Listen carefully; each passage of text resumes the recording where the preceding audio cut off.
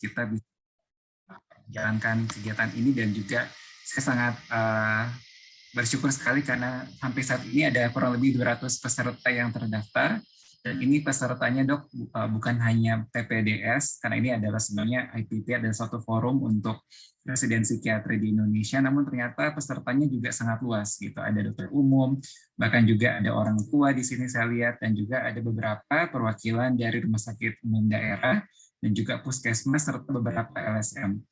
Dan rasanya Hari Narkotika Nasional ini merupakan satu hal yang sangat penting ya, yang kemudian menjadi hal yang perlu kita sadari seperti itu, karena memang ketika kita berbicara tentang suatu konsep ketergantungan, itu tidak hanya berkaitan dengan satu zat tertentu, namun ternyata dengan konsep perkembangan, seiring dengan perkembangan zaman dan teknologi, justru konsep adiksi itu menjadi sangat luas, yang mencakup perilaku dan juga hal-hal yang mungkin tidak pernah kita bayangkan, misalnya penggunaan gadget dan juga internet. Nah, kembali ke topik hari ini, tentunya kita akan melihat tentang nafsa sendiri seperti itu. Tetapi yang mungkin menarik adalah di sini saya sangat salut kepada teman-teman dari Universitas Pajajaran yang mengangkat tentang generasi Z seperti itu. Nah, ternyata memang kalau saya lihat generasi Z ini memang, walaupun mungkin rasanya saya sudah bukan generasi Z lagi, tapi rasanya ini topik yang sangat menarik melihat aspek-aspek yang membuat kenapa generasi Z itu cukup rentan seperti itu ya, Dok. Dan memang kalau kita lihat, mungkin kalau saya mengadopsi dari konsep dari adiksi perilaku, justru rasa loneliness, tidak adanya support, rasa sendiri seperti itu, dan juga rasa di mana seseorang itu tidak terhubung dengan orang lain, itulah faktor-faktor yang membuat seseorang itu rentan untuk mengalami adiksi atau mengalami penyalahgunaan. Nah, tentunya nanti pada sore hari ini kita akan mendapatkan banyak informasi dari Dr. Shelley terkait bagaimana sebenarnya generasi Z itu dan apa yang membuat mereka cukup rentan. Dan harapan saya bahwa dari webinar ini kita bisa menjadi perpanjangan tangan untuk sama-sama kita bergandengan tangan, karena rasanya aksi untuk melawan penyalahgunaan zat maupun adiksi ini tidak akan berhasil jika kita bekerja seorang diri seperti itu. Tetapi dengan kita bekerja sama seperti saat ini, kita bergandengan tangan dan juga ada suatu kolaborasi antar institusi, akan membuat kita juga bisa satu pendekatan yang cukup komprehensif. Akhir kata, mungkin tanpa lagi, saya mengucapkan selamat menikmati acara pada hari ini, selamat kita berdiskusi. Saya yakin bahwa Dr. Shelley sudah banyak sekali informasi akan dibagikan kepada kita, dan selamat kita memanfaatkan kegiatan pada hari ini. Akhir kata, terima kasih sekali lagi dan selamat beraktivitas, selamat menikmati acara pada hari ini, dan demikian saya membuka kegiatan kita pada sore hari ini. Terima kasih. Wassalamualaikum warahmatullahi wabarakatuh. Saya kembalikan kepada Dr. Purba. Baik, terima kasih atas sambutannya oleh Presiden IPTA kita, yaitu Dr. Leo, sambutan yang cukup baik dalam mengawali acara kita hari ini. Selanjutnya adalah materi yang akan dibawakan oleh narasumber kita, yaitu Dr. Shelley Iskandar, spesialis akupuntur, spesialis kedokteran jiwa, Magister Sains PhD, yang akan dipandu oleh Dr. Agung Sandiarso sebagai moderator. Baik, waktu dan tempat saya persilahkan kepada Dr. Agung. Silahkan Dr. Agung. Baik, terima kasih Dr. Kota buat kesempatannya. Baik, Assalamualaikum warahmatullahi wabarakatuh. Selamat siang menuju sore para hadirin sekalian. Izinkan saya memanggil para hadirin sebagai sobat jiwa para hadirin. Baik, sobat jiwa, sebentar lagi kita akan menyaksikan tentang materi Gen Z sebagai anti penyalahgunaan nafsa yang akan dibawakan oleh Dr. Shelley. Namun sebelumnya saya ingin memperkenalkan Dr. Shelley. Mohon ditampilkan kurikulum vitae-nya. Baik, izin memperkenalkan Dr. Shelley Iskandar, dokter spesialis akupuntur, spesialis kedokteran jiwa, MSc PhD, lahir di Bandung 26 Juni 1976, dengan riwayat pendidikan dokter umum di FK Unpad pada tahun 2000 dan Magister Ilmu dan Teknologi Hayati ITB tahun 2006. Kemudian pendidikan Dr. Sally ini juga mendapatkan Doctor of Philosophy Faculty of Social Science dari Radboud University, the Netherlands pada tahun 2012. Kemudian Dr. Sally juga mendapatkan gelar psikiater dari FK Unpad pada tahun 2014. Dan saat ini riwayat pekerjaan Dr. Sally adalah sebagai staf pengajar di FK Unpad yang dijalani dari tahun 2001 hingga sekarang, sebagai peneliti juga di Health Research di unit FK Unpad 2003 hingga sekarang, juga staf medis di program PTRM RSUP Dr. Hasan Sadikin tahun 2000 hingga sekarang.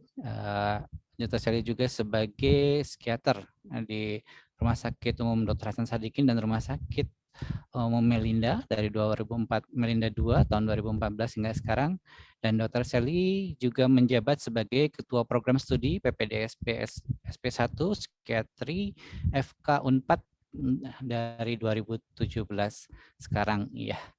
Baik, itu sedikit perkenalan tentang Dr. Sally. Tentunya Dr. Sally ini memang ahlinya di bidang anti penyalahgunaan nafsa. Jadi baik Sobat Jiwa, saatnya untuk kita menyaksikan presentasi dari Dr. Sally tentang anti penyalahgunaan nafsa. Baik, untuk waktunya kami persilakan Dr. Sally. Terima kasih. Baik, terima kasih banyak Dr. Agung, juga untuk IPTA dan seluruh Sobat Jiwa ya. Senang sekali sore hari ini saya bisa bersama-sama berdiskusi, sharing tentang nafsa dan juga tentang khususnya baik. Ya, seperti kita bisa lihat di slide ini bahwa penduduk Indonesia di tahun 2020 ini ada 270 juta jiwa dan Gen Z-nya itu 28% ya, jadi cukup besar dari struktur populasi yang ada. Di mana Gen Z ini punya karakteristik bahwa mereka mau yang serba cepat, sangat terbiasa dengan media sosial, dan sangat terhubung satu dengan yang lain.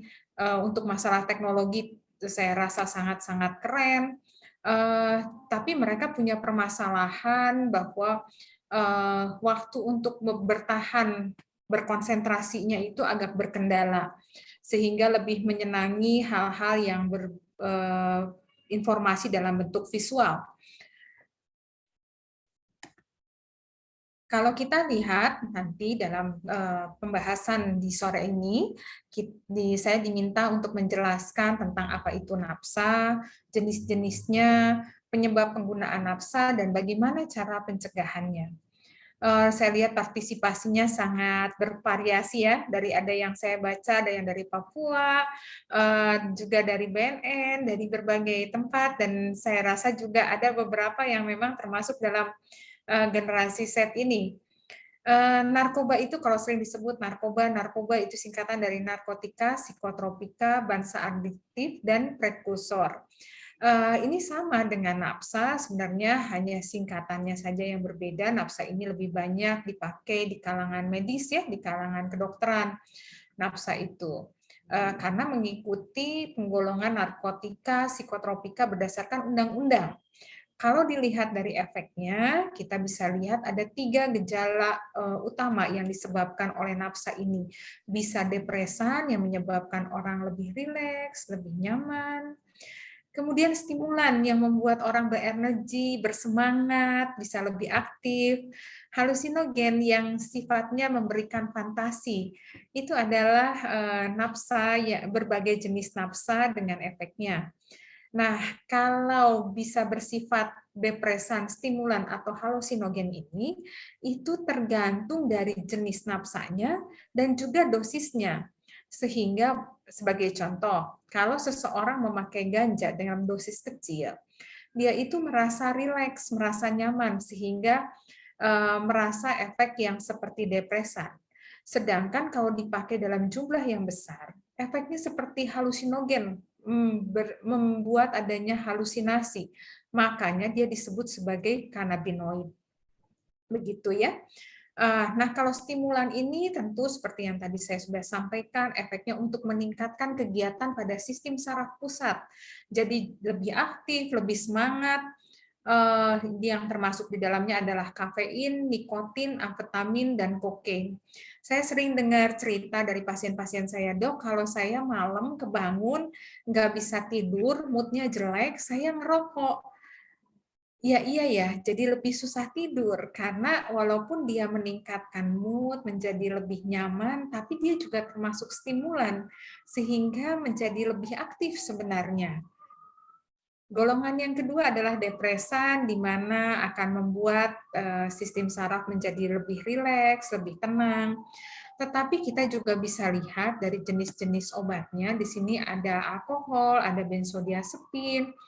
Kalau seseorang dipakai dalam dosis yang tidak terlalu tinggi, maka karena rileks, dia jadi berani untuk melakukan berbagai aktivitas. Contohnya yang paling sering kalau sebelum geng motor, balapan gitu ya, banyak yang mengkonsumsi alkohol ataupun juga benzodiazepin. Golongan yang berikutnya adalah halusinogen. Jadi seringkali mereka yang pakai ganja, tergantung dari apa yang mereka pikirkan, mereka bayangkan, itu bisa membuat suatu halusinasi yang menyenangkan atau malah membuat halusinasi yang menakutkan seseorang. Itu efeknya sangat bervariasi. Jadi contoh yang paling banyak dipakai memang ganja dan juga ekstasi. Kalau dosisnya tinggi, ini akan bisa menyebabkan efek halusinasi. Dan juga yang mungkin banyak dipakai adalah jamur yang ada pada kotoran sapi. Itu biasanya suka dimasak sebagai omelet. Ini menyebabkan seseorang mengalami halusinasi. Itu dari jenis-jenisnya. Apa sih yang dilakukan oleh narkoba ini? Narkoba ini mengaktifkan suatu sistem yang namanya reward pathway atau jalur kenikmatan, mulai dari yang di area ventral tegmental area di sini ke nucleus accumbens yang ada di sistem limbik. Ini menyebabkan seseorang yang menggunakan narkoba merasa nyaman, merasa enak, dan terekam memorinya sehingga ingin menggunakan lagi. Dan kalau kita lihat jalurnya, jalur ini juga memengaruhi otak bagian depan, sehingga bisa dipahami kalau terlalu berlebihan, penggunaannya menjadi sering, itu akan merusak fungsi otak bagian depan atau frontal cortex yang fungsinya untuk mempertimbangkan baik dan buruk, melakukan inhibisi, artinya saya nih marah, saya pengen pukul orang itu, tetapi kalau kita inhibisinya baik, maka kita tidak jadi memukul orang tersebut.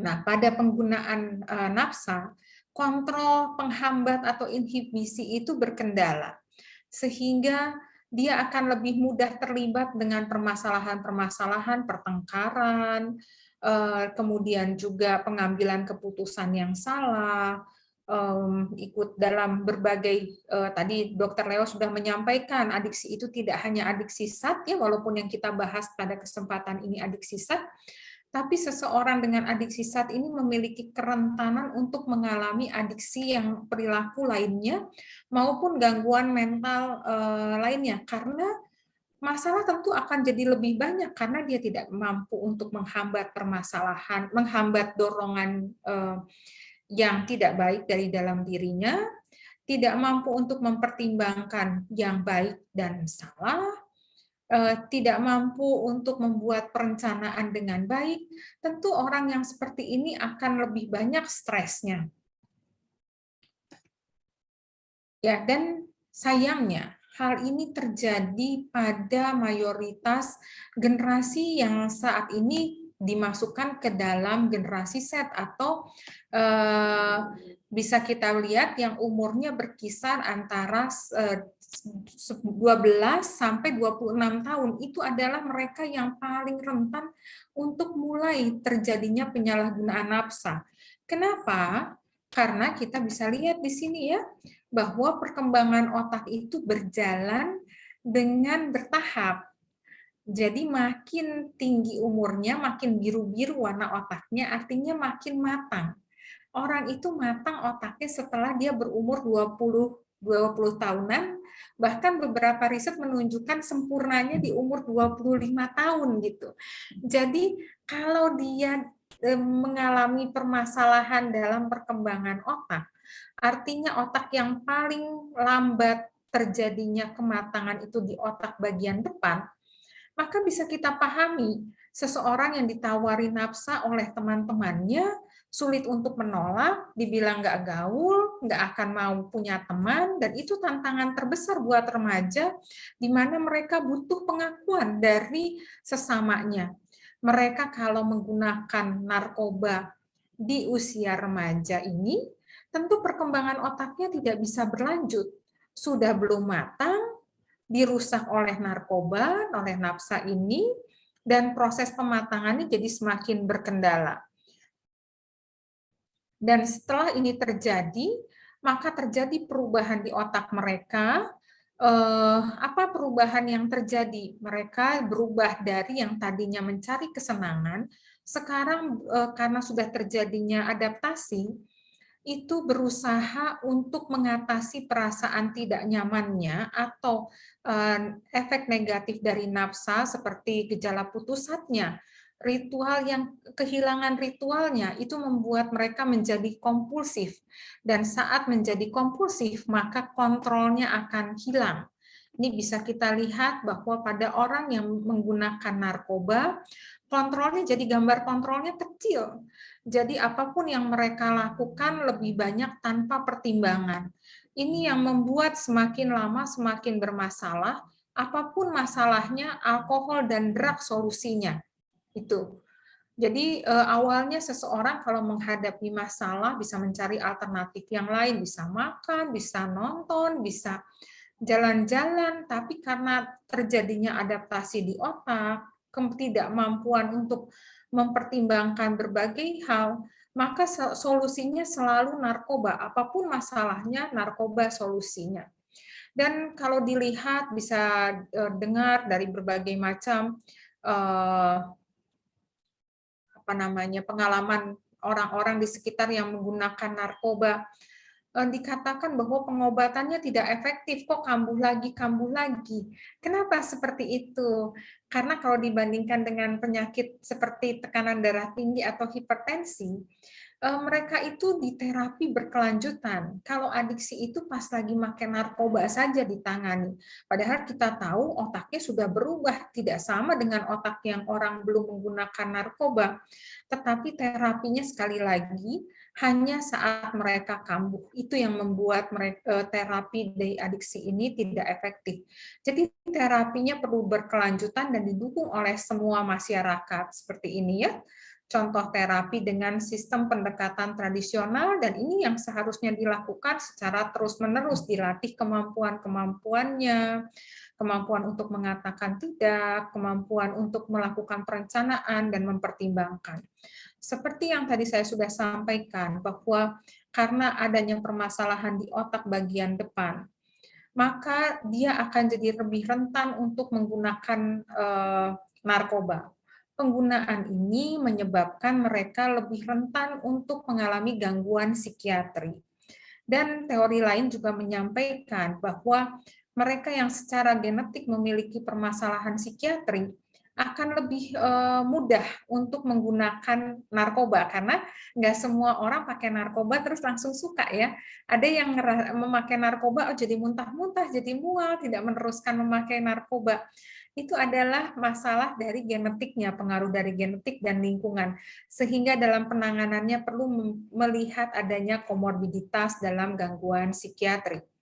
Dan kalau kita melihat pada pasiennya, harus memahami bahwa mereka itu belum tentu bisa melihat narkoba sebagai sesuatu hal yang bermasalah.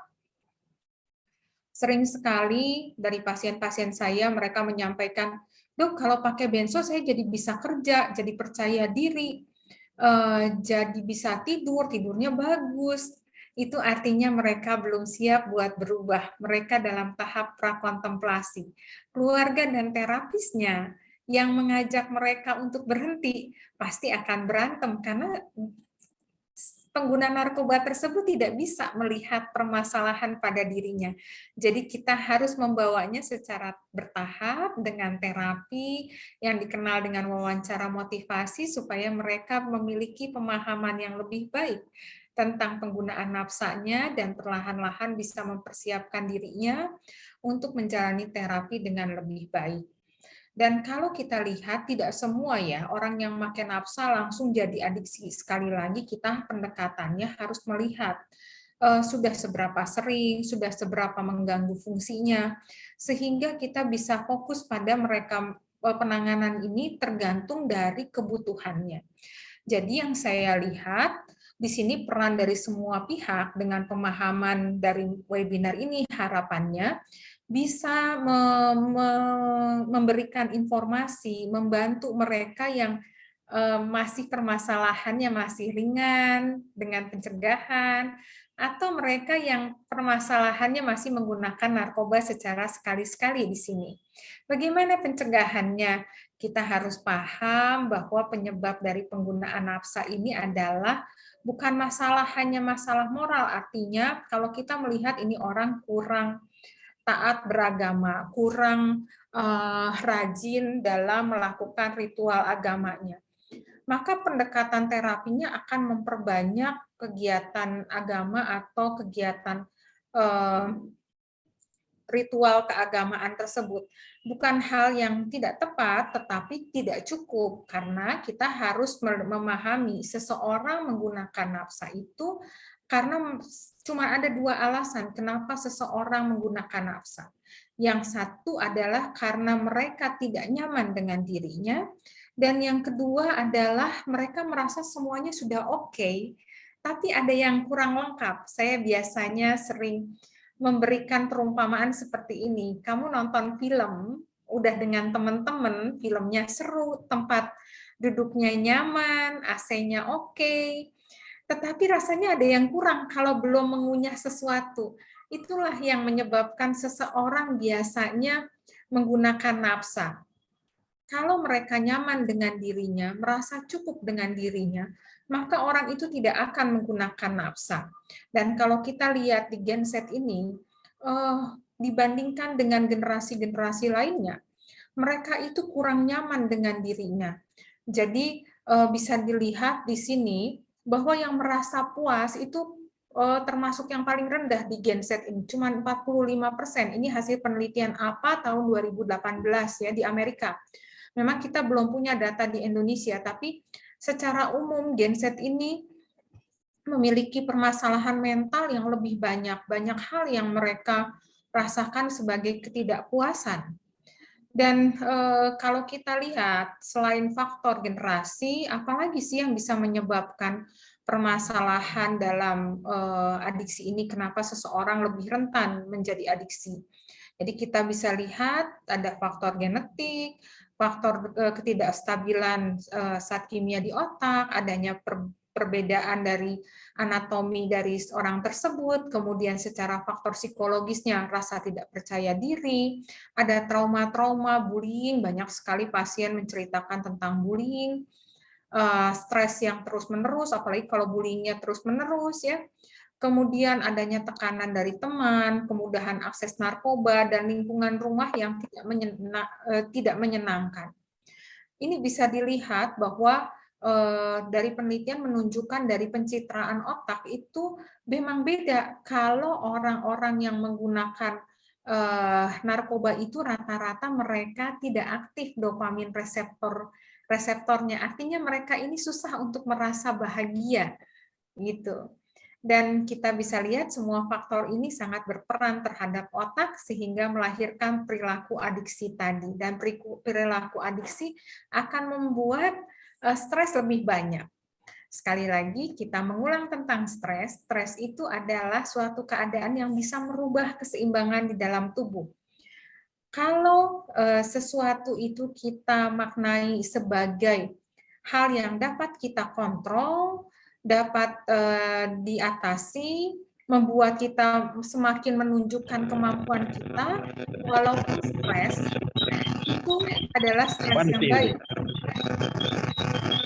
Ya, Sedangkan kalau kita merasa tidak mampu untuk menghadapinya, itu dinamakan sebagai distress atau stres yang mengganggu kesehatan fisik dan mental.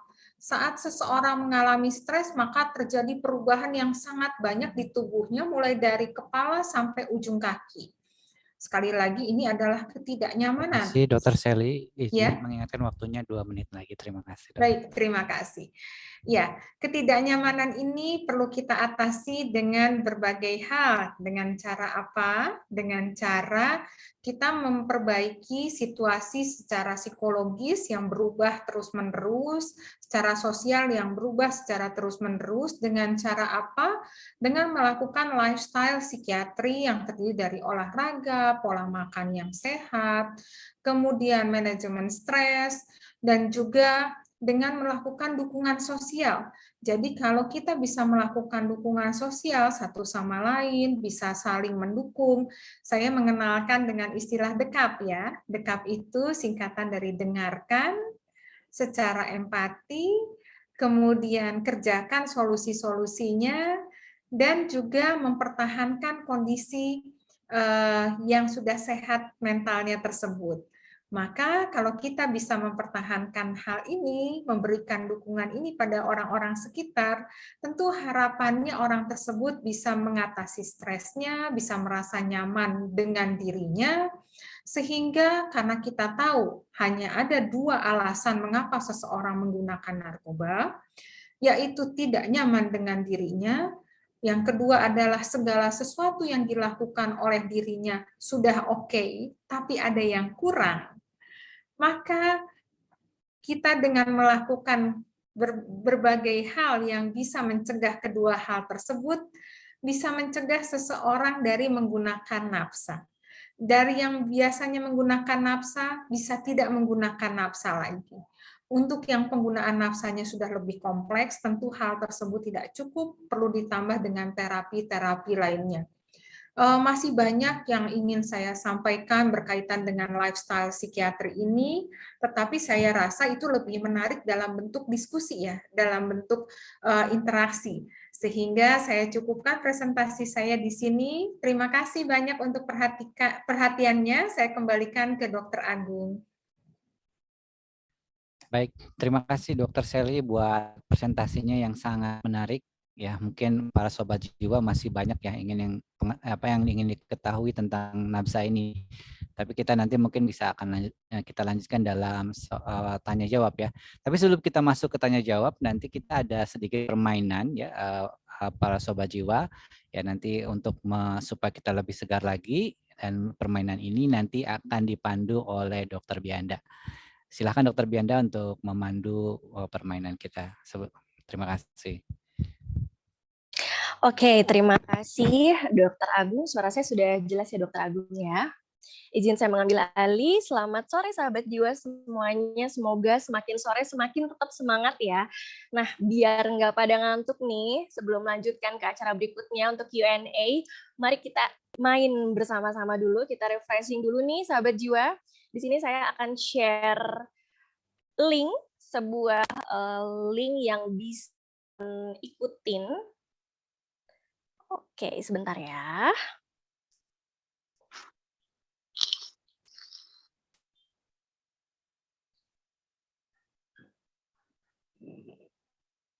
Oke, sahabat jiwa bisa langsung join linknya yang ada di layar teman-teman semua, dan akan dibantu panitia juga nih untuk websitenya apa, bisa langsung join. Nah, ini sudah ada yang join. Oke. Ya, baru 2 orang masih menunggu nih teman-teman semua. Oke, semakin banyak.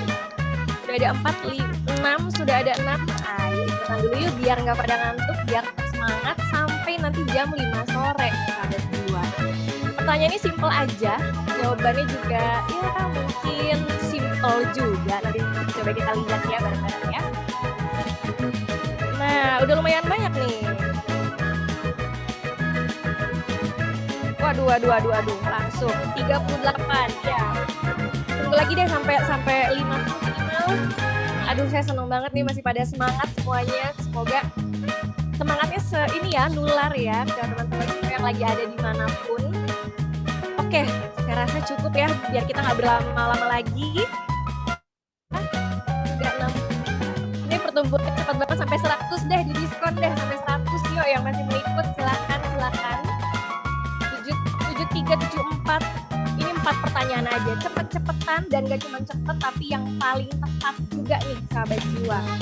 Pertanyaannya seputar hari matematika, seputar narasumber kita, seputar ya nanti sudah kita lihat ya. Oke, sepertinya sudah ya pergerakan naik ini di 2877. Oke deh, sudah nih, kita mulai aja ya. Siap, pertanyaan pertama. Yang cepat dan yang tepat. Siapa nama lengkap narasumber kita sore ini? Nah, pilihannya ada 4 nih.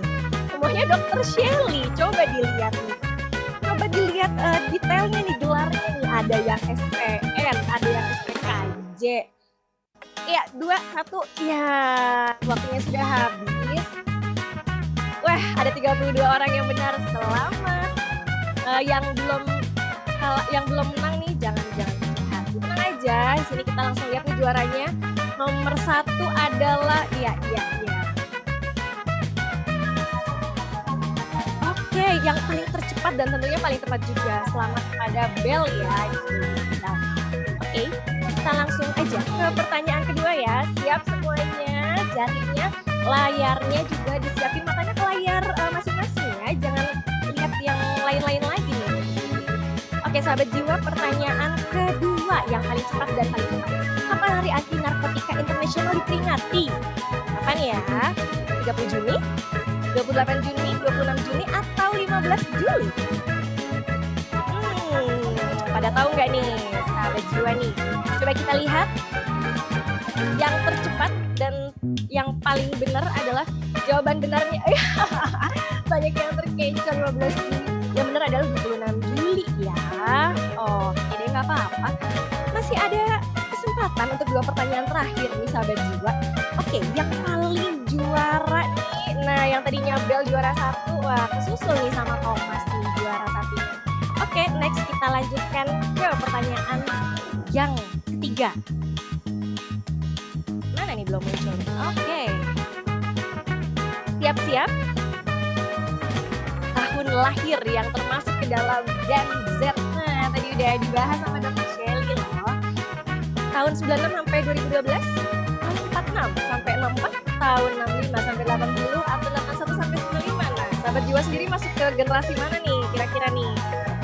Ada yang mungkin bukan Gen Z. Oke, ternyata ada yang salah ya, 96, gak apa-apa. Mungkin salah pencet ya.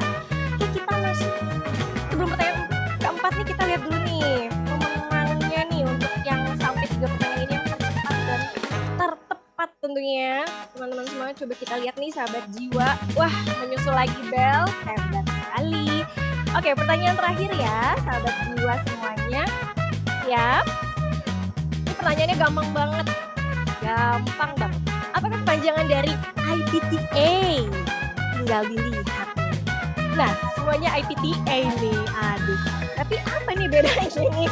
Yang A, B, C, D. Aduh. Psikologi, psikiatrik, atau psikiater, atau coba. Pengen tahu nih teman-teman pada jawab apa nih? Wah. Sayang sekali hanya 20 orang yang benar. Tidak apa-apa, 48 orang. Maaf ya. Oke deh.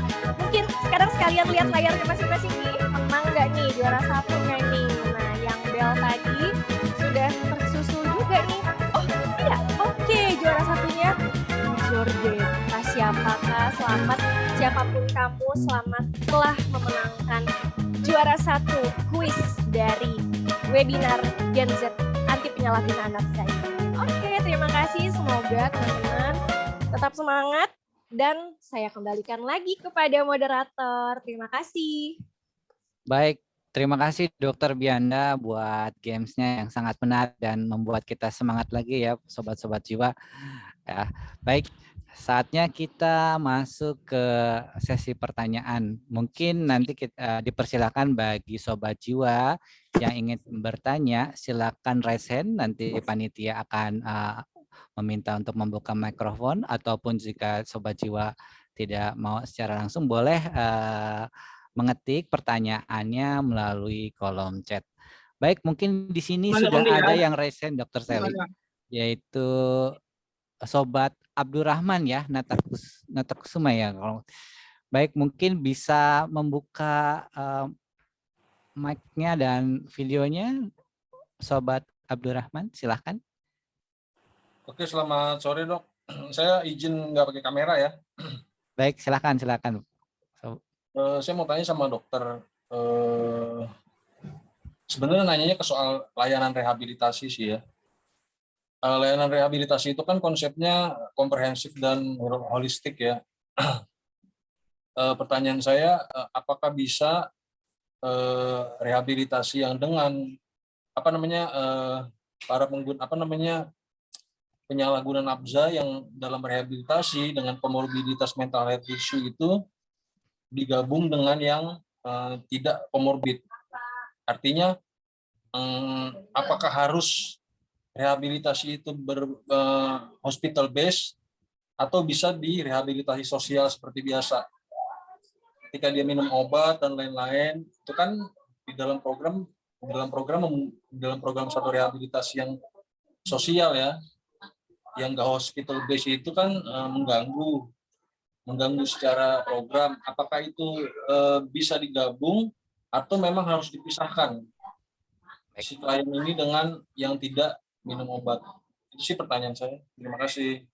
Baik, terima kasih Sobat Abdurrahman. Baik, mungkin langsung saja dijawab mungkin Dr. Sally pertanyaan dari Sobat Abdurrahman. Baik, terima kasih. Izin berdiskusi ya. Silahkan kalau namanya diskusi, boleh setuju, boleh enggak, yang lain juga silahkan ikutan. Saya kemarin diminta oleh teman-teman di PPH Atmajaya untuk mereview tentang Undang-Undang Narkotika dan Psikotropika. Di satu bagian yang saya rasa saya tidak setuju dengan hal tersebut adalah pemisahan antara rehabilitasi medis dan sosial. Karena kita tahu tadi dari penjelasan saya, yang saya baca, yang saya pahami, bahwa segala sesuatu itu harus dilakukan secara komprehensif ya. Jadi tidak bisa dipisahkan antara medis dan sosial. Sekarang kalau ada keluhan nyeri kepala atau nyeri pinggang pada pasien pengguna nafsa, itu masuknya ke rehab medis apa ke rehab sosial?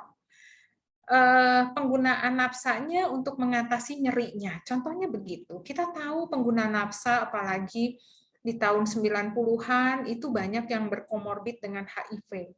Apakah bisa kita memisahkan rehabilitasi sosial dengan medis ini? Karena sekali lagi penanganan HIV-nya kan harus komprehensif. Kalau tidak, nanti juga akan menyebabkan gangguan-gangguan psikiatrik, dan kalau ketidaknyamanan, itu akan menyebabkan penyalahgunaan nafsa akan semakin tinggi. Jadi saya lihat tidak bisa dipisahkan. Justru harusnya suatu rehab nafsa yang baik itu komponennya ada semua komponen. Ada yang bisa memberikan terapi secara psikologis, dari farmakologis, dari kerja, dari aspek hukum. Itulah terapi yang tepat untuk nafsa. Silakan ya, jika tidak setuju atau ada pendapat lainnya. Apakah menjawab? Sebenarnya gini, untuk rehabilitasi yang one stop center gitu, yang komprehensif, yang sudah menyediakan layanan yang komplit itu kan sekarang di Indonesia itu cuma satu ya, yaitu Balai Besar Rehabilitasi BNN. Dia itu one stop center, semua layanan ada. Nah ini yang jadi masalah adalah kan rehabilitasi swasta yang masih menggunakan sistem rujukan dan lain-lain, yang psikiaternya tidak 24 jam di situ, yang perawatnya nggak ada di situ. Jadi misalkan ada klien yang mental health issue, yang membagikan obat bukan perawat, yaitu konselor. Itu kan artinya nggak profesional. Nah itu pertanyaan saya, gimana sih menyikapi itu sih maksud saya, menyikapi rehabilitasi yang enggak belum one stop center seperti Babes gitu. Itu sih pertanyaan. Baik, betul sekali ya, saya setuju bahwa memang masih jauh. Jadi memang ada yang ideal, kita tahu yang paling idealnya, dan kita tahu kenyataan yang ada. Tentu dengan adanya kenyataan ini nggak bisa diem ya, artinya karena belum ideal, jadi kita nggak kerja, nggak bisa seperti itu. Justru segala sesuatu komponen yang ada, itu harus dioptimalkan. Kalau ada permasalahan kesehatan ya tidak bisa dengan psikiater, minimal dengan puskesmas ya, karena dokter umum itu kompetensi levelnya untuk penanganan gangguan psikiatri dan gangguan nafsa ini pada umumnya adalah penanganan awal, jadi harus bekerja sama. Tetapi kalau memang sistem rujukan, artinya di mana yang harus ditangani secara rehabilitasi sosial, dan masih ada medis, walaupun saya sekali lagi sangat tidak setuju dengan konsep ini, jadi perlu pergerakan bersama untuk mengadvokasi dan merubah perundang-undangannya. Tetapi menurut pendapat saya memang sebaiknya yang ada komorbiditas psikiatrinya ini penanganannya tentu berbeda ya, nggak bisa sama karena perlu ada obat-obatan tertentu dan terapi tertentu untuk mengatasinya. Begitu. Menjawab nggak? Menjawab dok, terima kasih dok. Terima kasih, moga-moga kita sama-sama ya bisa membuat perubahan dan perbaikan terhadap pelayanan yang ada selama ini. Betul dok, karena saya salah satu orang yang nggak setuju dengan undang-undang itu. Baik, kita sama-sama bergerak ya. Oke, terima kasih dok. Terima kasih. Ya, terima kasih Dr. Sally buat jawabannya. Tentu ya dengan kolaborasi antar lintas sektor yang optimal yang akan dapat memberikan pelayanan yang komprehensif ya demi peningkatan pelayanan ini Dr. Sally ya. Baik, mungkin jika ada sobat jiwa yang ingin bertanya kembali secara langsung silakan raise hand, tapi sebelumnya saya ingin membacakan beberapa pertanyaan yang sudah ada di kolom chat. Ini salah satunya dari sobat Farandi Fajar Giwangkoro ya. Ya, di sini sobat ini bertanya, kalau saya tidak salah baca, Thailand ini sudah mulai melegalkan ganja, sementara Malaysia mulai melegalkan ganja medis tahun depan. Berkaca dari hal tersebut, seberapa banyakah ganja yang berasal dari Asia Tenggara dibandingkan dengan ganja dari luar Asia Tenggara? Nih dok, Dr. Sally, pertanyaannya menarik nih dok. Mungkin bisa maksudnya produksinya nih. Iya mungkin bahayanya ya mungkin ya dok ya. Bahaya mungkin penggunaan ganjanya, apakah ada perbedaan gitu ya antara ganja yang dari Asia Tenggara dengan luar Asia Tenggara dok, kalau misalnya dari pertanyaan ini ya. Mungkin tentang ini ya, tentang kandungannya dari ganjanya. Kan di Indonesia ini kandungan zat yang untuk terapeutiknya medisnya yang cannabidiolnya itu rendah ya. Lebih banyak yang buat halusinogennya itu yang ganja-ganja yang diproduksi di Asia Tenggara ini. Itu yang sepanjang saya ketahui ya, nanti boleh silakan yang sharing pendapat.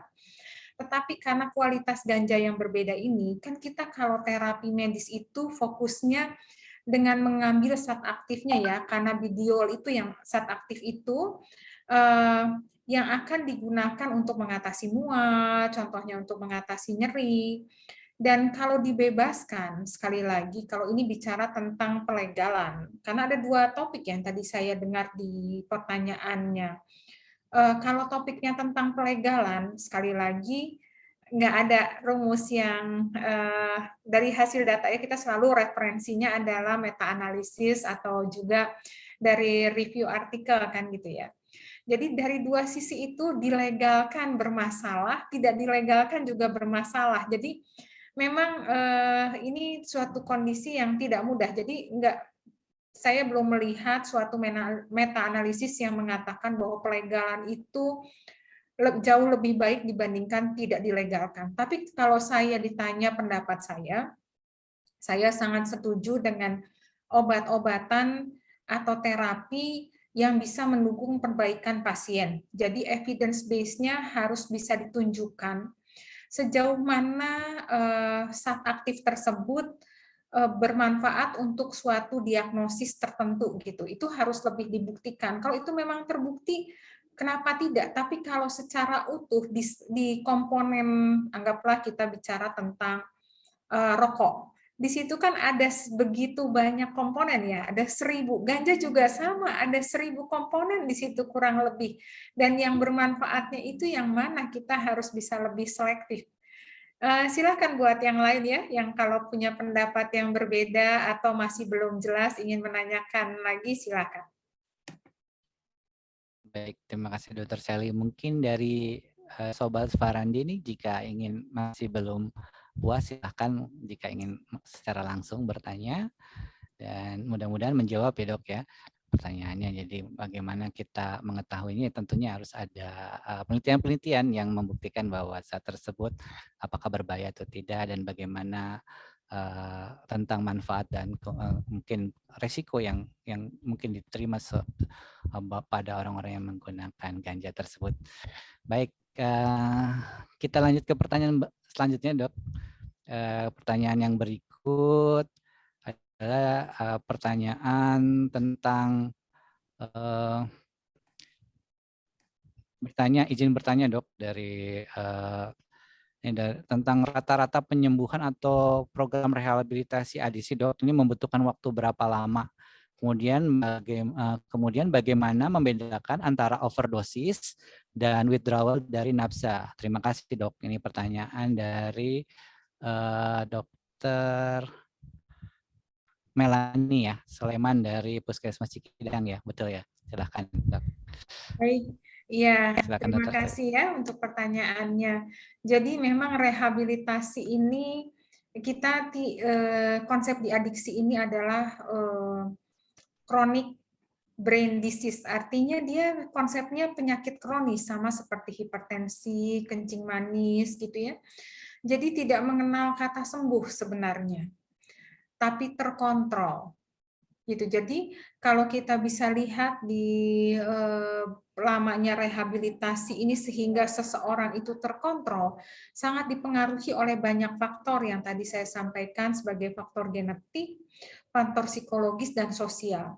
Kalau dia secara genetik di keluarganya bukan orang yang dengan permasalahan genetik penyalahgunaan nafsa atau gangguan psikiatri lainnya, secara fisik relatif sehat, tidak ada gangguan-gangguan, contohnya nyeri yang paling sering ya yang menyebabkan seseorang menjadi ketergantungan nafsa. Kemudian secara psikologis dia bisa memiliki manajemen stres yang baik, kemudian dia bisa meregulasi emosinya dengan baik. Tentu ini dilatih tentu dalam tahapan rehabilitasi tersebut. Tentu akan memiliki prognosis atau kemungkinan rehab yang lebih sebentar. Dan juga dukungan sosial, kalau dia akses narkobanya besar, lingkungannya penuh dengan stres, keluarga yang tidak bisa menerima dia, maka dia akan kembali lagi ke dalam penggunaan nafsa.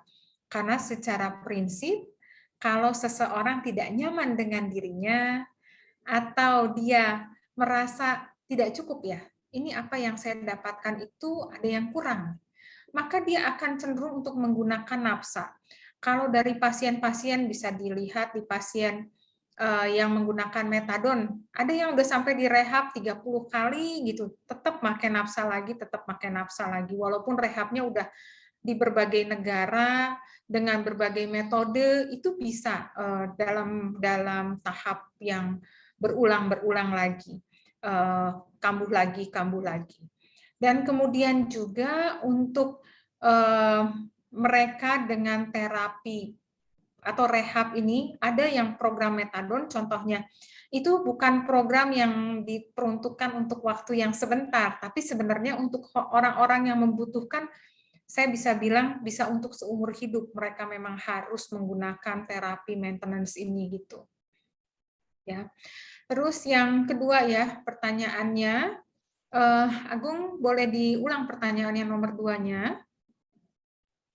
Dok.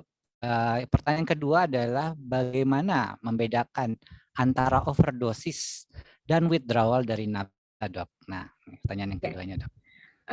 Tidak mudah ya membedakan di antara keduanya. Kenapa? Karena biasanya pemakaian SAP-nya itu multiple. Jadi dia biasanya pengguna nafsa ini tidak memakai satu jenis nafsa, bahkan ada istilahnya seseorang itu bisa dibilang speedballing itu di paginya dia pakai stimulan, malamnya dia pakai depresan gitu ya. Karena dia pakai stimulan untuk beraktivitas, dan pada malam harinya supaya dia bisa tidur, dia pakai depresan. Jadi memang tidak mudah untuk mengenali mana gejala withdrawal dan mana gejala intoksikasi. Tetapi secara umum, kalau kita lihat gejala intoksikasi, itu pasti ada penggunaan dalam waktu yang dekat. Kalau paling ideal bisa mengukur kadar obat tersebut di dalam darah. Sayangnya, itu sulit di Indonesia, hampir nggak ada gitu ya. Dan kalau untuk urin aja, itu kan bervariasi dari yang sangat singkat dalam waktu 1 hari atau jam, dan ada yang bisa sampai 2 minggu. Ganja contohnya bisa dideteksi dalam waktu 2 minggu kalau dia penggunaannya rutin dan dalam jangka waktu yang cukup lama gitu. Kalau penggunaannya cuma sekali-sekali, maka dia terdeteksinya hanya sebentar, umpamanya 1-2 jam. Tetapi kalau intoksikasi mungkin ini bisa membantu dengan pemeriksaan urin narkoba. Kalau dari gejala pemeriksaan fisik dan pemeriksaan psikiatrikusnya, saya rasa yang paling bisa membantu itu dari pemeriksaan pupil ya. Kalau pupilnya biasa aja untuk golongan depresan, kemungkinan dia intoksikasi kecil, gitu. Contohnya itu adalah yang buat membedakan. Kemudian bisa dilihat dari gejala-gejala lainnya, seperti contohnya kalau yang intoksikasi itu gejalanya lebih apa ya namanya, lebih besar dibandingkan gejala withdrawal. Jadi kalau dia udah agak ekstrim gejalanya, kita harus lebih menduga ini ke arah intoksikasi. Contoh, nadinya 160 kali per menit. Ini kan lebih mungkin ke arah intoksikasi daripada ke arah gejala putusan. Gitu. Tapi kalau belum jelas boleh lagi ya di apa namanya ditanyakan kembali. Gitu. Terima kasih, Dok. Baik. Sama-sama, makasih. Baik, ya ini itu mungkin jawaban untuk pertanyaan Dr. Melani Soleman ya dari PKM Cikidang ya. Tentunya dari Puskesmas ini sebagai layanan primer ya Dok ya. Mungkin suatu tantangan yang luar biasa ya dalam memberikan pelayanan terhadap penyalahgunaan nafsa ini ya Dok ya. Jadi mungkin jika ada ingin pengetahuan yang lebih lanjut mungkin bisa hubungin mana Dok? Ya, Dok ingin bertanya juga Dok. Silakan. Kadang juga kan pasien tuh suka berbohong juga, maksudnya tidak jujur juga, itu yang menyulitkan terkadang. Betul, iya. Memang dalam penata laksanaan adiksi tapi bukan cuma adiksi ya, khususnya adiksi saya setuju ya, Melanie, bahwa kemungkinan berbohongnya lebih besar, itu saya setuju. Tetapi secara umum pasien tidak menceritakan, atau jangan pasien lah, kita aja sesama teman gitu ya, akan bicara tidak jujur kalau kita satu merasa berbicara dengan orang yang tidak bisa kita percaya, orang yang tidak mengerti kita, orang yang mungkin akan menjudge kita, merespon dengan tidak sesuai dengan apa yang kita harapkan. Jadi harapan saya kita berusaha memperlakukan pasien adiksi ini seperti pasien-pasien lainnya. Harapan saya seperti itu ya. Jadi tanpa menjudge terlebih dahulu, walaupun memang kita harus pahami bahwa mereka gangguan memori juga, benzo itu punya gangguan memori juga. Jadi apa namanya bisa juga bukan maksudnya berbohong, tapi recall short term memorinya berkendala gitu ya. Jadi dan saya sangat salut buat dokter di layanan primer yang bisa memberikan layanan adiksi, dan harus menurut pendapat saya, karena kalau sampai mereka mengakses layanan yang ada di referral system, itu udah hilang di jalan dulu, udah nggak tertangani dulu. Padahal Tidak semua harus ditangani dengan obat atau hal yang complicated. Minimal dengan memberikan pengetahuan secara singkat tentang apa itu adiksi, apa yang akan terjadi kalau kamu adiksi, keuntungannya apa, kerugiannya apa. Itu saja sudah membantu membuat mereka berpikir untuk memutuskan apakah akan meneruskan penggunaan narkobanya atau tidak, gitu ya. Jadi harapan saya tetap berlatih, berusaha buat menangani, dan kalau sulit tentu perlu dirujuk di berbagai tempat yang bisa melayani adiksi, gitu ya, Melanie ya. Menjawab nggak? Banyak dokter penjelasannya. Masih ada yang belum jelas atau belum menjawab? Sudah jelas dok, terima kasih. Baik, terima kasih. Baik, terima kasih dok. Jadi memang promosi dan edukasi ya di layanan primer itu sangat penting ya untuk salah satu pintu untuk layanan terhadap penyalahgunaan narkoba dok. Jadi memang peran Dokter Melanie dan ini sangat penting ya. Apalagi mungkin Dokter Melanie. Sekali Dokter Agung. Tadi kan kita lihat ya piramidanya ya. Kalau orang pakai narkobanya atau nafsanya ini baru sekali-sekali kan bukan rehab penanganannya. Ya. Dimulai dengan seperti yang Dokter Agung sampaikan, promosi dan edukasi gitu. Iya dok. Betul ya. Dan ini mungkin peran dari genset ini ya dok, sesuai dengan judul kita ya. Mungkin Dokter Melanie ini termasuk genset dok. Kalau dari tampangnya sih kayaknya sandwich iya generation enggak. Sandwich di antara old sama Z. Oh, baik, tapi semangatnya masih genset dok, luar biasa dok. Ya, tetap semangat untuk memberikan pelayanan penyalahgunaan nafsa di layanan primer. Baik, terima kasih buat diskusi yang menarik. Baik, untuk pertanyaan berikut dari mungkin yang lain jika ingin memberikan pertanyaan untuk langsung bertanya sama dokter, dipersilakan untuk resen. Nah, Pak Sobat Abdul Rahman, tapi sebelum Sobat Abdul Rahman lagi, saya ada ini di kolom chat ada pertanyaan dari Sobat Irma ya. Izin bertanya Dokter Sally, pada tahapan apa pasien dapat dikontrol atau direhabilitasi? Ada beberapa tahapan dalam rehabilitasi. Nah, mungkin ini Dokter Sally bisa memberikan gambaran berapa tahapan sih dok dalam rehabilitasi. Nah, dan kapan pasien itu dapat dikontrol dan direhabilitasi? Terima kasih dok. Ya, jadi rehabilitasi itu sangat luas ya, pengertiannya sangat luas. Mau pakai pendekatan rehabilitasi yang mana gitu. Jadi secara umum rehabilitasi itu pasti mereka dalam tahapan untuk mengatasi gejala putus obatnya atau intoksikasinya atau fase akutnya bisa dibilang gitu ya. Sudah begitu nanti akan masuk ke fase berikutnya di mana mereka akan ditangani dengan berbagai program untuk meningkatkan keterampilannya. Keterampilan apa di sini? Life skill, karena mereka berkendala dalam perencanaan, pengambilan keputusan, mempertimbangkan yang baik dan yang salah, dalam inhibisi, tentu terapinya akan melatih hal-hal tersebut dengan apa? Awalnya dilakukan dengan melakukan pola hidup yang sehat. Dimulai dengan tidur di jam yang sama, bangun di jam yang sama setiap hari, makan secara disiplin, sebagai contoh jam 7, jam 12, jam 6 sore gitu ya, tidurnya jam 10, bangunnya jam 5-an, olahraga, itu adalah program yang perlu dilakukan dalam rehabilitasi untuk memperbaiki zat kimia di otaknya dan juga untuk melatih kedisiplinan. Kemudian juga harus ada pengenalan-pengenalan tentang nafsa, tentang dampaknya, tentang pengambilan keputusan. Artinya harus mengetahui keuntungan dan kerugiannya supaya mereka dilatih dalam mengambil keputusan.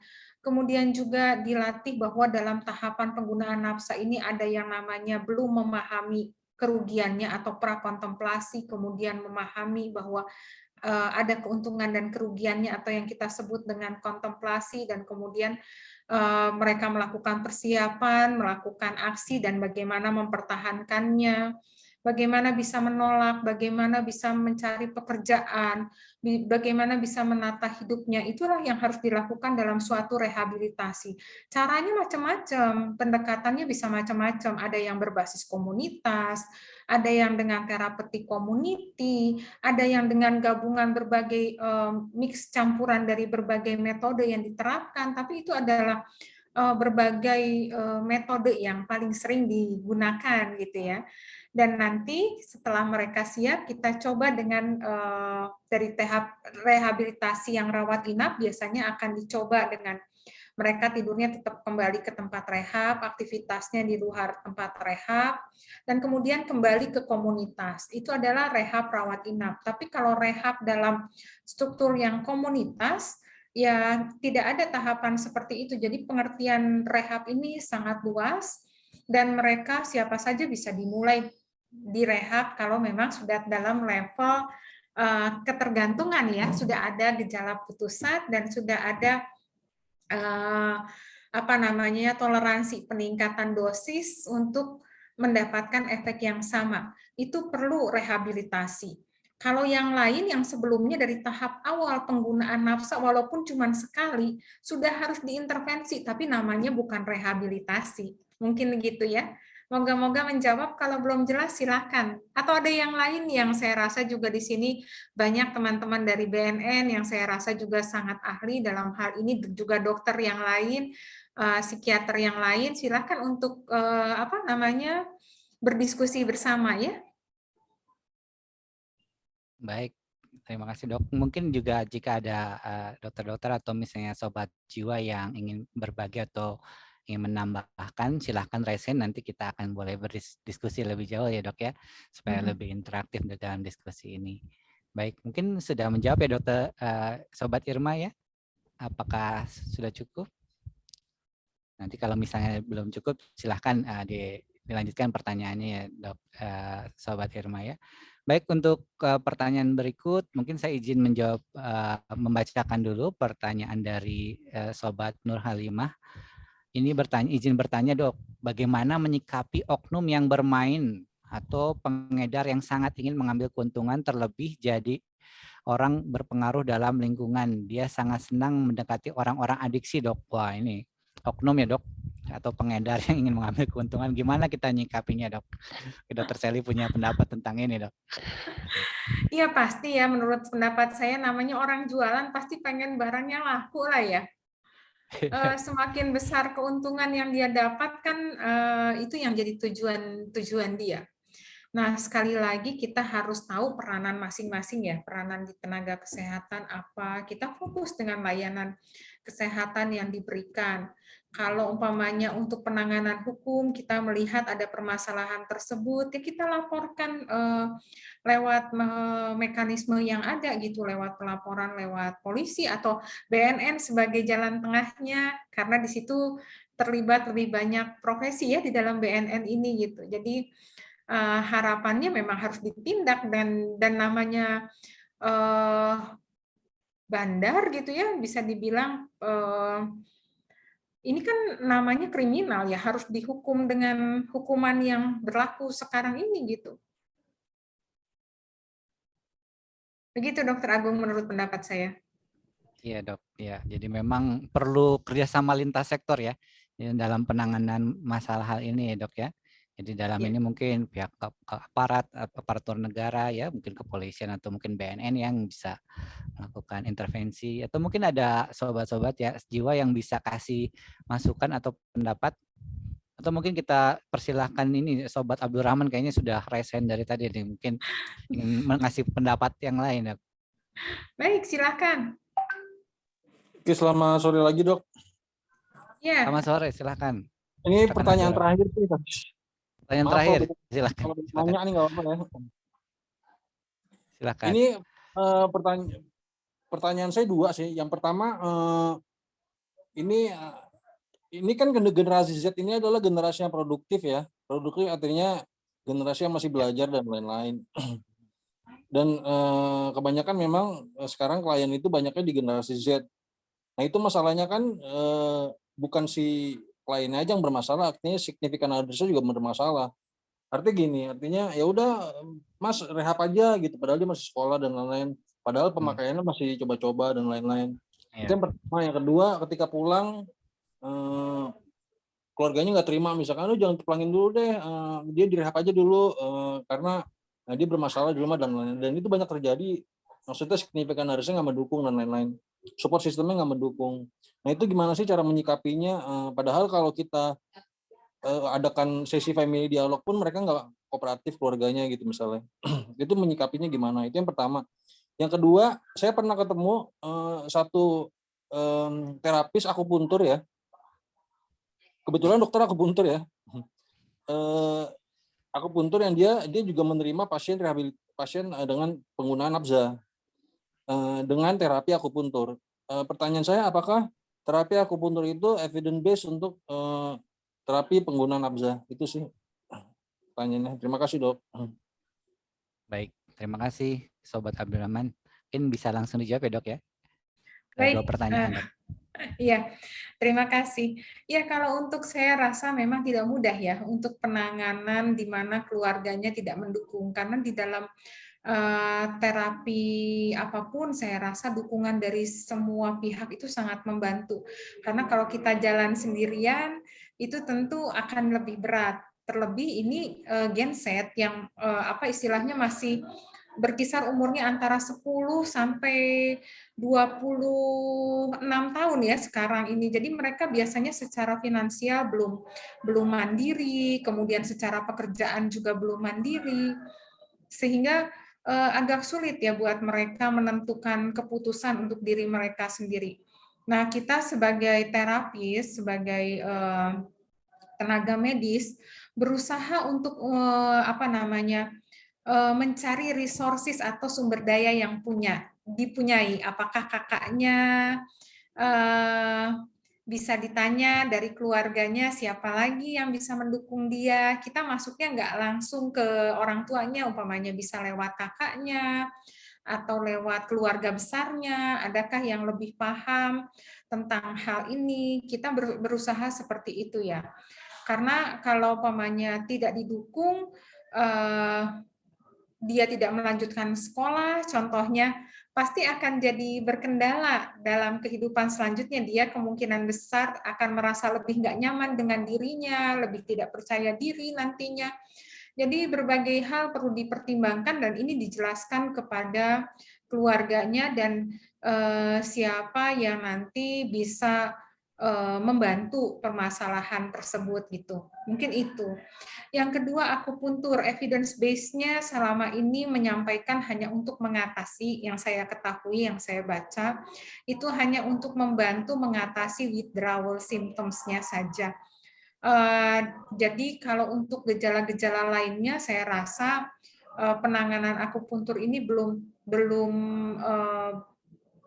ada bukti efektivitasnya untuk penanganan, artinya merubah sistem persarafan di otaknya supaya dia jangan impulsif lagi, supaya dia proses perencanaannya jadi lebih baik, supaya dia pertimbangannya lebih baik.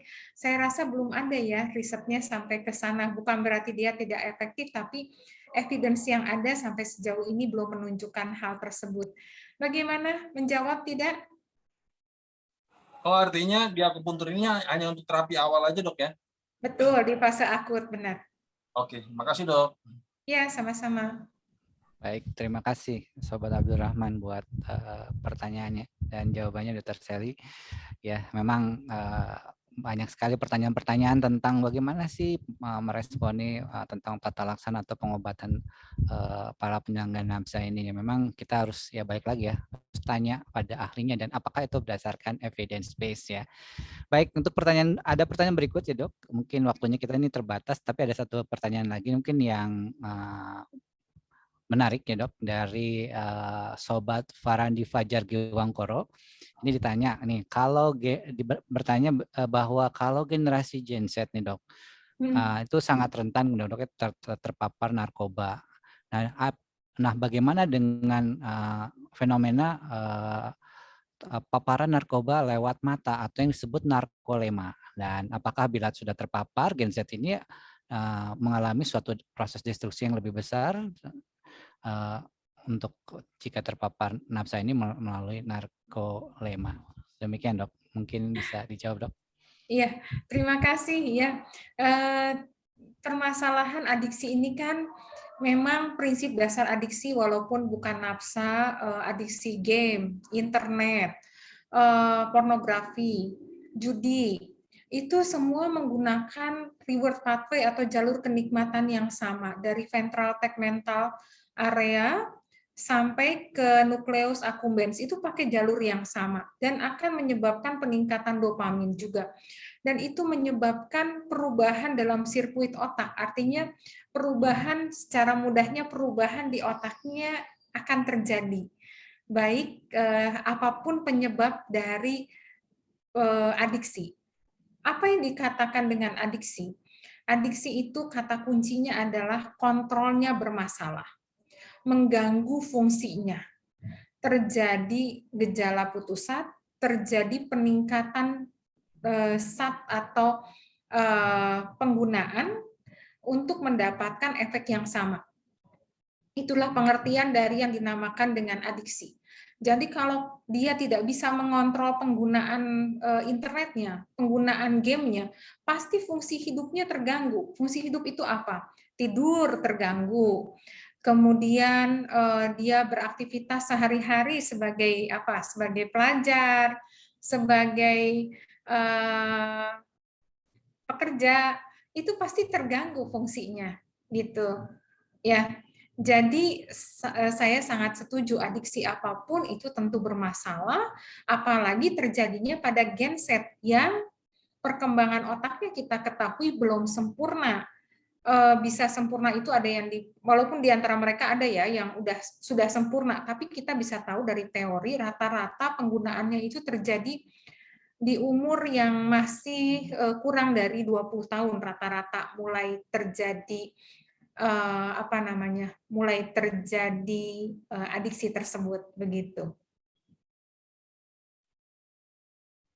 Baik dok, sangat menarik ya dok. Memang masalah penyalahgunaan zat ini apalagi di antara genset ini dok ya.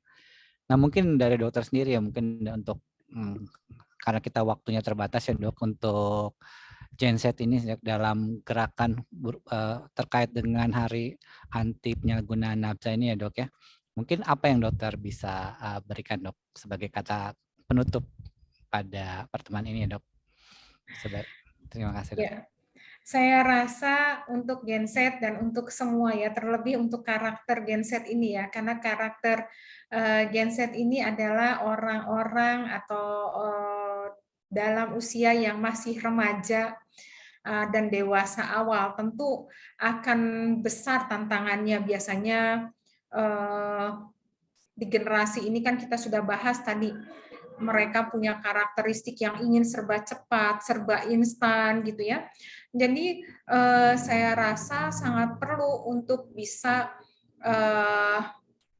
nyaman dengan diri sendiri, bisa puas dengan diri sendiri, bisa menyayangi diri sendiri. Saya rasa itu yang saya harapkan bisa dicapai oleh genset dan oleh kita semua. Karena kalau kita bisa mencapai kondisi tersebut, maka penggunaan nafsa bisa akan sangat-sangat minimal. Dengan cara apa?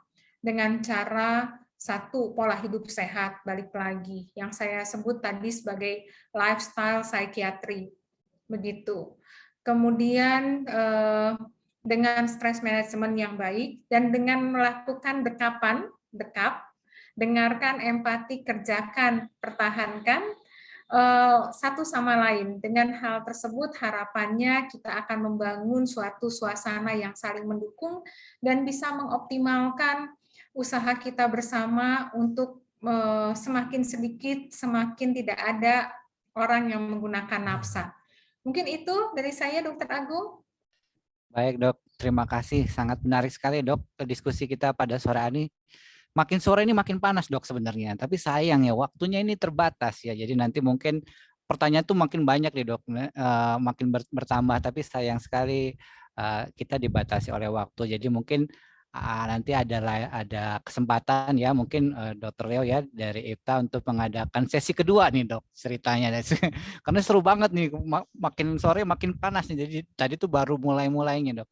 Jadi sangat menarik sekali dan memang perlu kolaborasi dan kerjasama di antara kita semua untuk kita boleh genset ini boleh menjadi sebagai anti penyalahgunaan nafsa. Baik, terima kasih dari saya. Mohon maaf apabila ada salah kata dan hal yang kurang berkenan. Mudah-mudahan apa yang kita diskusikan pada sore ini bermanfaat buat kita semua. Baik, terima kasih. Wassalamualaikum warahmatullahi Izin wabarakatuh. Dr. Agung, saya silakan, mau menyampaikan sekali lagi terima kasih banyak untuk para peserta yang Sobat Jiwa yang sangat luar biasa sore hari ini. Untuk semangatnya, untuk kepeduliannya, dan materi yang saya sampaikan, PowerPoint-nya boleh dibagikan ke semua peserta, nanti saya berikan ke panitia ya, gitu.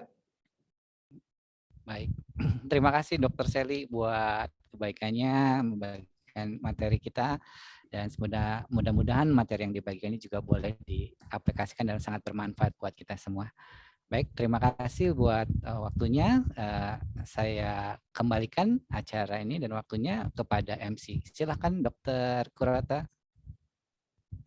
Baik, terima kasih untuk Dr. Agung dan terima kasih untuk Dr. Sally sebagai narasumber yang sudah mengupas tuntas ya bagaimana genset dan anti penyalahgunaan nafsa, dan walaupun dengan waktu yang sangat singkat tapi secara komprehensif sudah mengupas tuntas ya bagaimana genset kerentanannya terhadap penyalahgunaan nafsa dan bagaimana tadi juga sudah diberikan banyak hal untuk pencegahannya dan tata laksananya. Baik, dan terima kasih juga para hadirin yang tetap setia mengikuti webinar ini. Dan untuk sebelum kita tutup, mungkin kita akan foto bersama ya. Jadi diharapkan para peserta webinar membuka kameranya dan kita lakukan foto bersama yang akan dipandu oleh Dr. Bianda. Silahkan Dr. Bianda.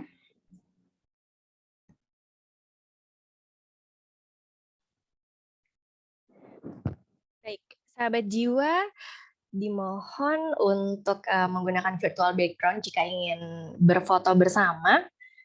Tadi virtual background-nya sudah dibagikan di kolom chat ya di awal acara, dan di grup WhatsApp juga sudah diberikan beberapa kali ya oleh panitia ya. Baik, silakan dibuka.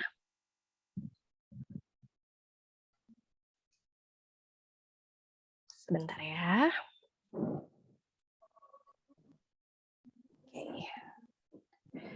Di sini ada, masih ada yang mau buka, boleh ditunggu sebentar lagi ya. Di sini ada, wah banyak nih yang membuka kamera. Oke, ada 3 halaman yang membuka kamera, tapi nanti tetap akan diambil sampai akhir ya. Oke, yang 3 halaman ini silakan posisikan posisi terbaik. Siap, saya ambil dokumentasinya ya. 1, 2, 3. Oke, halaman kedua. Buat yang belum tahu halaman pertama atau halaman kedua, tetap aja standby ya senyumnya. 1, 2, 3. Oke. Halaman ketiga. 1, 2, 3. Oke, sebentar ya. Saya ambil untuk yang terakhir sebagai dokumentasi halaman 5, 6, dan 7. Oke, sudah selesai. Saya kembalikan kepada Dr. Ota. Silakan dokter. Baik, terima kasih untuk Dr. Bianda dan terima kasih untuk sahabat jiwa semua yang sudah membuka kameranya untuk foto bersama. Baik, saya akhiri acara kita kali ini. Semoga kita semua bisa mengambil manfaat dan ilmu yang telah disampaikan. Mohon maaf atas segala kekurangan dan kesalahan kata ataupun pertanyaan-pertanyaan yang belum dijawab. Dan wassalamualaikum warahmatullahi wabarakatuh. Selamat sore semuanya. Sehat selalu. Salam sehat jiwa.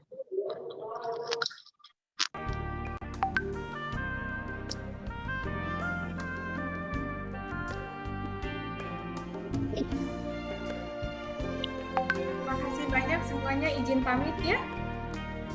Terima kasih banyak Dr. Sally. Terima kasih banyak dok.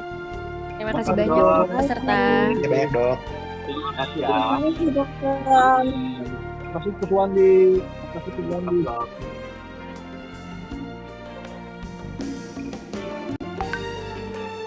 Nur Rahman.